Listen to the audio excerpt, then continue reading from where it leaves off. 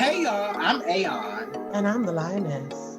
And you're listening to Box number 512 podcast. Grown Black Trans Woman Talk. Changing your world one conversation at a time. The show begins now.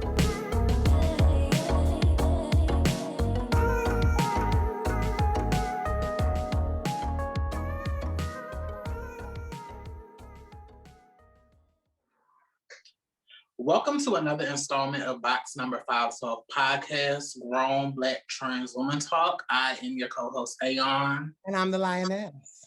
So let's get into updates. First, I know this is not a pop culture show, but congratulations to Simone for winning season 13 of RuPaul's Drag Race. Woo! She was my winner from the start. I'm so proud of her.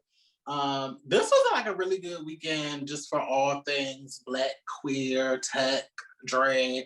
But it's just so good to see somebody Black, somebody dark skinned, somebody that is Black and brought those references to Drag Race. Since I know, have you been able to see the new season yet?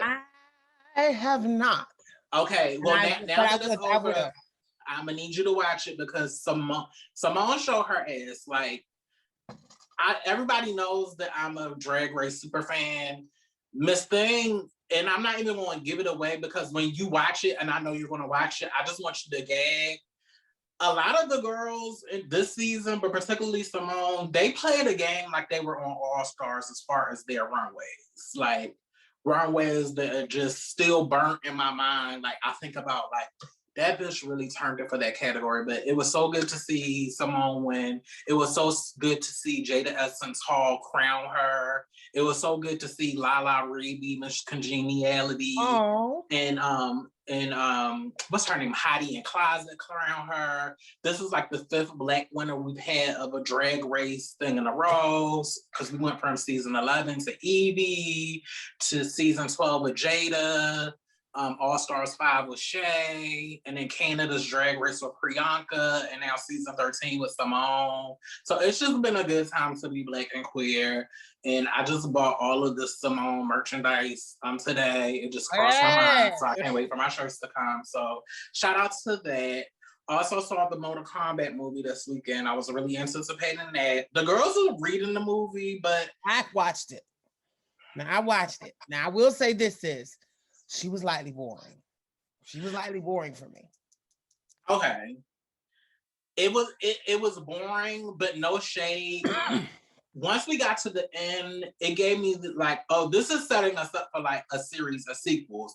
And I'm willing to be patient because we've waited for so long for something that I'm not going to be overly, like, the girls were mainly reading spoiler alerts, but you should have seen the movie already. They were reading because the main character in the movie is not a character from the game. He's just this random, like, the whole time I thought his father was going to fuse with him to become this hyper scorpion, but that didn't happen. But I wonder if he's going to like evolve into some character that we know. I don't know. I feel like they're going to do a sequel, and I feel like if they do the sequel, the second one is going to be the one that turns it. Well, and so with that logic, sis, I will agree. Maybe this was like, I did get the impression that they were setting us up for something. So I'm thinking maybe, at the end of it, it'll be okay. But yeah, girl, that was kind. I'm glad you saw Mortal Kombat. Yeah, it was good. I enjoyed it. I enjoyed that they brought back some throwaway characters and kind of killed them off just so we can get the girls that we really want to see. And then, like, I'm a Katana girl. It was cute to see Melina, but I'm a Matana girl, a Jade girl, Sindel. I wanted to see the girls. And I saw they had a shot of Katana's fans on the side, the blue fans. And I just love Mortal Kombat. I'm more invested in Warner Brothers doing an MK universe than trying to like do this DC universe and compete with that's the Marvel's thing. Let Marvel have that. Let's focus. Like, now, Mortal Kombat, everybody was reading because they didn't see who they wanted to see, but Mortal Kombat just has too many characters. They can't put everybody, like, it has to make sense. And I don't know. I enjoyed it. Like, would I have liked it to be better? Yeah. Would I have wanted it to be a little longer so I could get more bang for my buck? Yeah, but I'm willing to wait. If this means we get a sequel next summer or the summer after next, that's likely going to be better because they're hearing how the girls are reading. I'm here for it. I watched a lot of movies this weekend. I was supposed to go out to Georgetown, but the weather was just late, so I just decided to stay in. Now it's going to be all 80s for the rest of the week, so I will definitely be tipping outside. But yeah, this weekend I just chilled out. Job stuff is still happening, so I had an interview with this place in Chicago. I've been thinking about moving back to Chicago. I have an interview on Thursday. Also, my job that I'm at, my supervisor talked to me today because they're opening a new position in my department to work on something else. And he was just like, well, I think, I was kind of apprehensive because I'm the type of person, I only like to interview for stuff where I know I can sell myself in the interview. And I kind of feel the project, it was kind of out of my expertise, but my boss he was really trying to talk me up to apply for it. So I'm going to apply and, just see what happens. But some stuff is starting to come down through the pipeline. I'm starting to get, creatively, there's a lot of juices flowing, a lot of different projects that I want to take on that I hope to develop in the next couple of weeks. Hopefully they'll be at a point where I can discuss them on this thing, but I'm just feeling really good, feeling really inspired. Looking forward to next month, May, because I'm taking some trips and I'm, doing some stuff for me. So I'm just really happy to be here. My mom is good. My family is good. My friends are good. Shout out to one of my best friends, Ken. His birthday was on the 23rd. And honey, I'm just happy to be here. Sis, what's going on with you?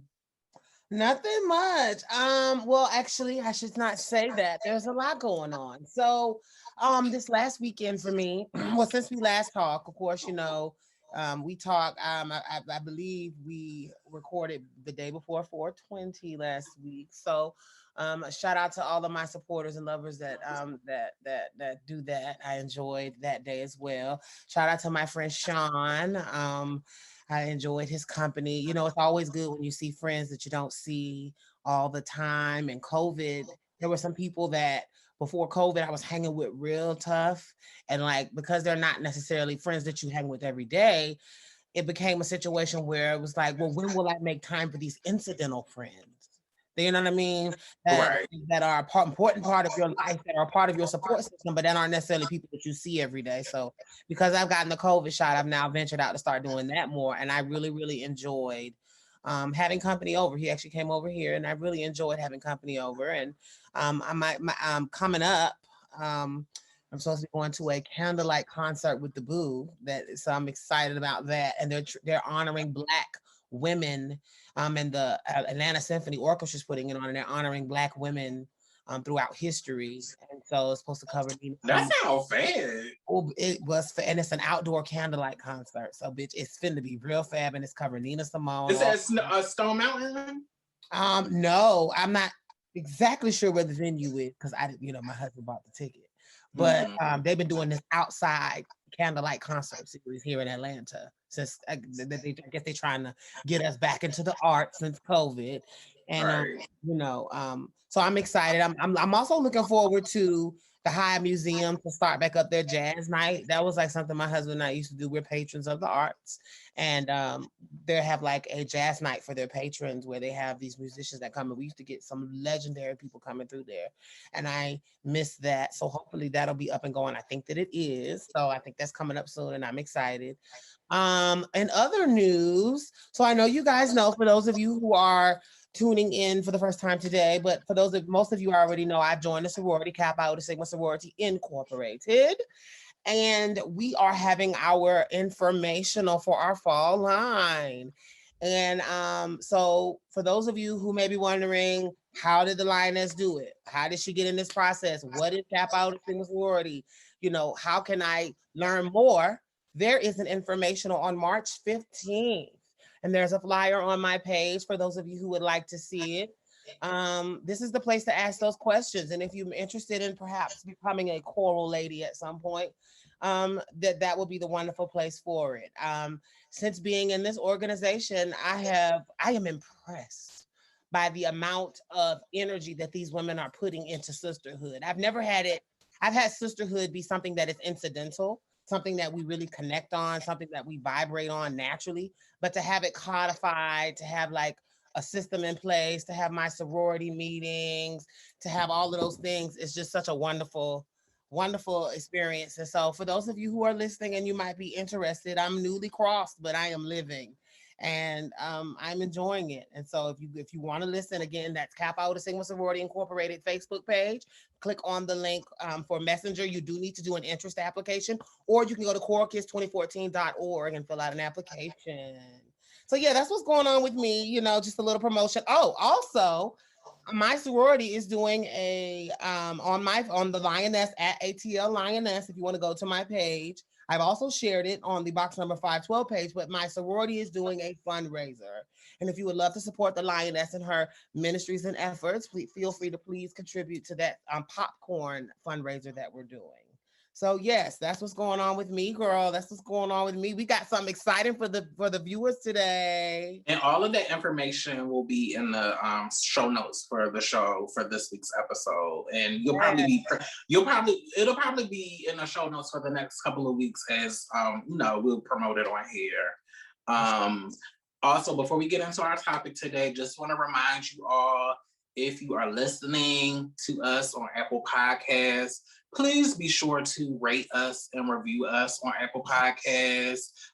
We appreciate your reviews, and also those reviews and ratings helps other people to find our podcast and helps to spread the word about our podcast. So please make sure, before you just press pause right now, just press pause, go to Apple Podcasts, hit a star, or if you want to leave a review, leave us a review for this episode. Let us know how you feel about this episode. So please do that. Mm-hmm. So now, transitioning to this week's episode, now we're at a point in our podcast where you're going to see us have a lot of guests from community come onto the show so we can broaden our conversations. And we know so many Black trans women that are out here being pillars in community, getting it, grinding it, following their dreams on their own terms. And it's only right that we bring them into our circle of sisterhood and just really have conversations about what the walk is like, what the journey is like, what are the lessons that you have learned, what are the things that are not being publicized about who we are as Black trans women and how we walk in this world to achieve our dreams. So I'm really honored to have one of my close and personal sisters, the incomparable Miss Tona Brown. She is a world-renowned, accomplished violinist, a soprano. She sings opera. She's a soprano. She's a business owner. She's a teacher. She's a musician. She's a friend. She's a sister. And also, she's a Black trans woman that's out here being a voice, being a light. She's been out here for years, doing the work. And it's only right that we have this conversation with her just to really hear the story of what it's like to stand in your truth in the arts and to be a leading figure. She's the first trans woman or trans person to perform before a sitting president. She performed before former President Barack Obama. She's also the first trans woman to headline a concert performance at Carnegie Hall. So it's just only right that we have my sister come on here and bless our podcast, and we just have some kitchen table sister talk about what it's like and about this walk and just the lessons that you need to know, because we know it's so many Black trans women or young trans women listening to our show that want to know, how do you do it? How do you do it and still stay true to you and still hold on to those dreams? So without further ado, we're going to bring my sis Tona on. Come on, Tona. Woo! Come on, Tona. Yes. Lovely. How you doing? I am I'm so honored to be here and to support my sisters and see you beautiful ladies doing your thing, unashamed. I love the podcast. So thank you for having me. Yes. So let's start here. Tell the people, Tona, who you are and what you do, what it is that you do. Thank you for listening to another episode of Box Number 512 Podcast, Grown Black Trans Women Talk. And don't forget to become a patron on the Box Number 512 Patreon page, where we have all new exclusive content. And also, don't forget to follow us on our social media, on our Instagram, Twitter, and Facebook pages. And also, become a subscriber on our YouTube page. Until next time, bye.